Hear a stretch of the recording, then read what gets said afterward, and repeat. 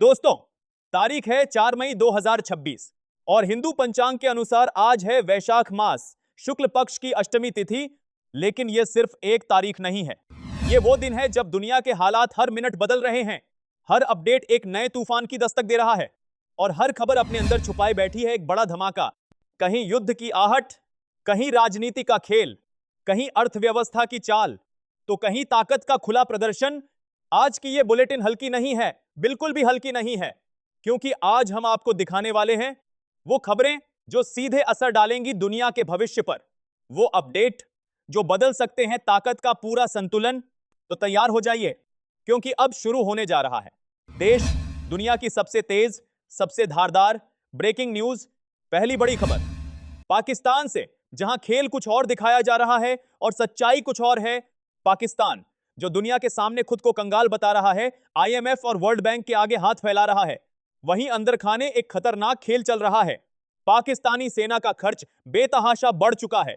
पिछले 10 साल में यह खर्च 2.5 गुना बढ़कर 2.5 ट्रिलियन पाकिस्तानी रुपए के पार पहुंच गया है।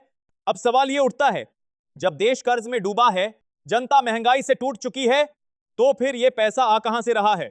सीधा जवाब, जनरल असीम मुनीर आईएमएफ और वर्ल्ड बैंक की आंखों में धूल झोंक रहे हैं।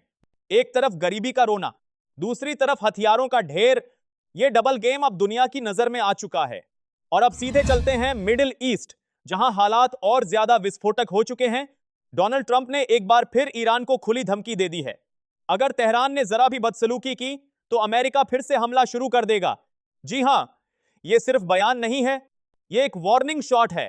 ट्रंप ने बताया कि वो ईरान के 14 पॉइंट प्रस्ताव पर विचार कर रहे हैं, लेकिन साफ कर दिया समझौते की उम्मीद बहुत कम है। मतलब साफ है, युद्ध खत्म नहीं और बढ़ सकता है।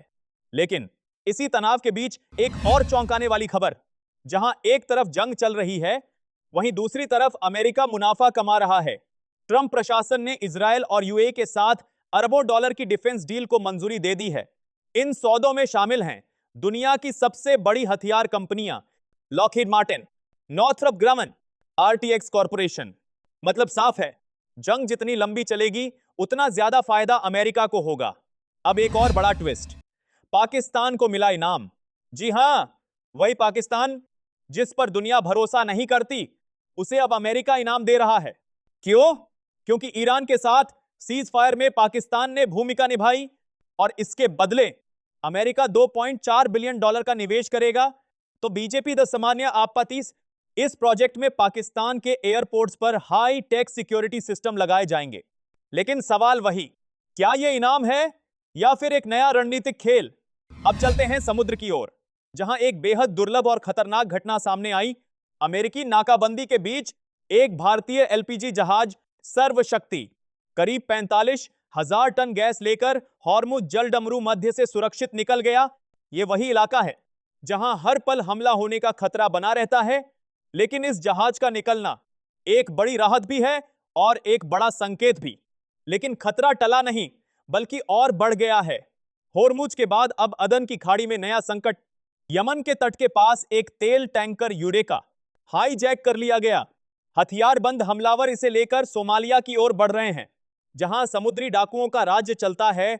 मतलब साफ, वैश्विक सप्लाई चेन पर नया खतरा मंडरा रहा है।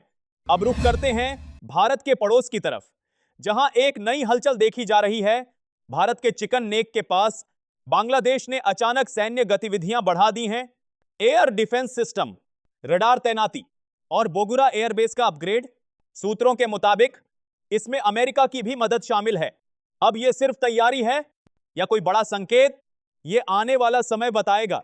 और अब एक खबर जो हर भारतीय का सीना चौड़ा कर देगी।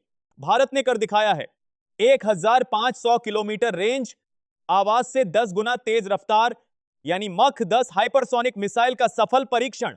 यह कैरियर किलर मिसाइल रडार को चकमा देकर दुश्मन के युद्धपोतों को खत्म कर सकती है।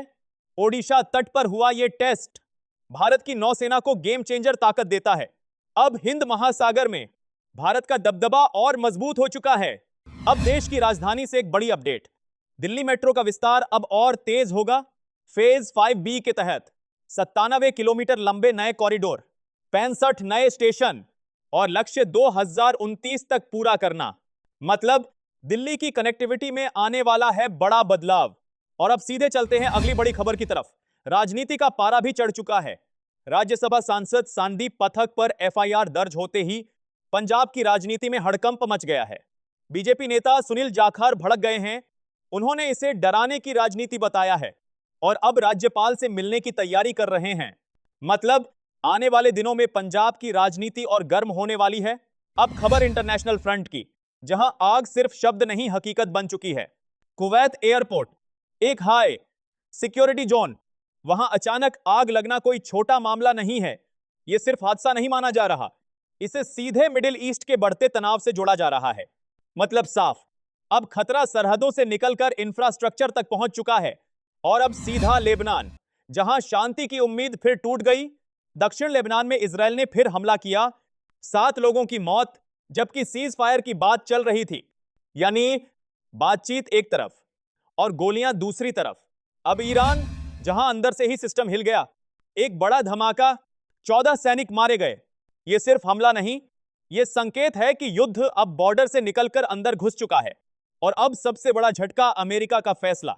डोनाल्ड ट्रंप प्रशासन ने जर्मनी से 5,000 अमेरिकी सैनिक वापस बुला लिए। यह सिर्फ मिलिट्री मूव नहीं, यह एक पॉलिटिकल मैसेज है। मतलब अमेरिका और यूरोप के रिश्तों में दरार बढ़ रही है और इसका असर सीधा आपकी जेब पर। तेल की कीमतों में बड़े उछाल की चेतावनी। अगर यह संकट बढ़ा, महंगाई का नया तूफान आएगा और भारत भी इससे अछूता नहीं रहेगा। अब भारत से राहत की खबर, टेक्नोलॉजी में बड़ा धमाका। गुजरात के सूरत में देश का पहला बैरियरलेस टोल सिस्टम शुरू। अब ना रुकना, ना लाइन, 120 km/h की स्पीड से गाड़ी निकलेगी और टोल अपने आप कट जाएगा। इस सिस्टम को लॉन्च किया नितिन गडकरी। यह फास्टैग से एक कदम आगे। मतलब टाइम भी बचेगा, फ्यूल भी बचेगा। अब डिफेंस सेक्टर, जहां भारत लगातार ताकत दिखा रहा है। भारतीय नौसेना प्रमुख दिनेश के त्रिपाठी म्यांमार दौरे पर हैं। मिशन साफ, समुद्री सुरक्षा मजबूत करना, चीन को सीधा संदेश देना। इकोनॉमी में बड़ा गेम चेंजर, सरकार ने इंश्योरेंस सेक्टर में 100% एफडीआई को मंजूरी दे दी। अब क्या होगा? विदेशी निवेश बढ़ेगा, नई टेक्नोलॉजी आएगी, रोजगार के मौके बढ़ेंगे। मतलब इकोनॉमी को मिलेगा नया इंजन। लेकिन देश के जंगलों में हालात चिंताजनक। 12 राज्यों में जंगलों में आग, सबसे ज्यादा असर मध्य प्रदेश में। सैटेलाइट डेटा ने हालात गंभीर बताए। नुकसान, वन्यजीव खतरे में, पर्यावरण तबाह, प्रदूषण में तेजी। अब राजनीति, जहां चुनावी पारा हाई है। पश्चिम बंगाल में 15 बूथ पर दोबारा वोटिंग, 87% मतदान। लेकिन बीजेपी और टीएमसी कार्यकर्ताओं में झड़प। ममता बनर्जी का दावा, 200+ सीटें हमारी। मतलब चुनाव अभी और गर्म होगा। अब कोर्ट से बड़ा फैसला।